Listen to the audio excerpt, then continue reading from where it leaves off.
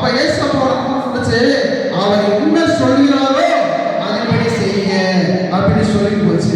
அப்ப வேலைக்காரன் ஏசப்பா சொன்னதை அப்படியே செஞ்சார். இன்னைக்கு யார் யார் ஏசப்பா சொன்னதை அப்படியே செய்யறாளா இருக்கீங்க?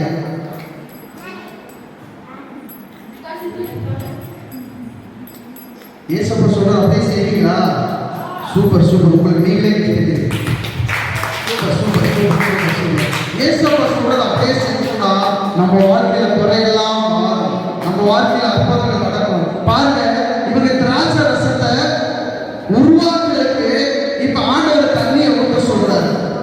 அப்ப ஆண்டவரே சொன்னாரு அப்படின்னா அற்புதம் நடக்குமா நடக்காதா? நடக்கும்ல.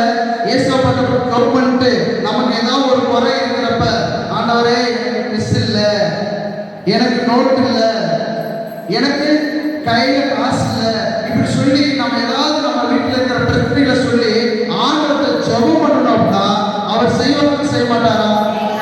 செய்வார்ல. இதே போலதான் அங்கேயும் ஏசப்பா தண்ணியை நிரப்ப சொல்றாரு. 6 எத்தனை கச்சாடி இருந்துச்சு?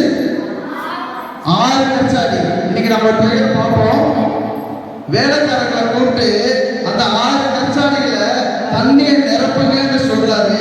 இன்னைக்கு உங்களுக்காக அந்த கச்சாடிகளை தூக்கிட்டு வர முடியாது. அதனால கிளாஸ்ல நம்ம இந்த ட்ரையல் பார்க்க போறோம்.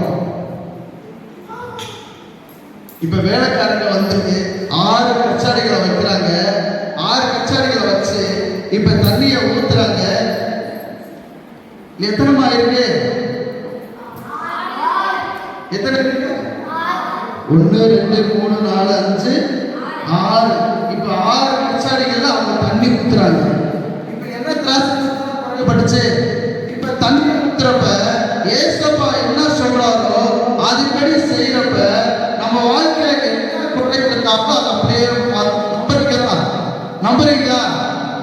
ஏசப்பா ஆண்டவரே இந்த குறை எனக்கு இருக்குது, இந்த குறைய மாத்திருக்கேன்னு சொல்லி நம்ம ஜெபிக்கணும்.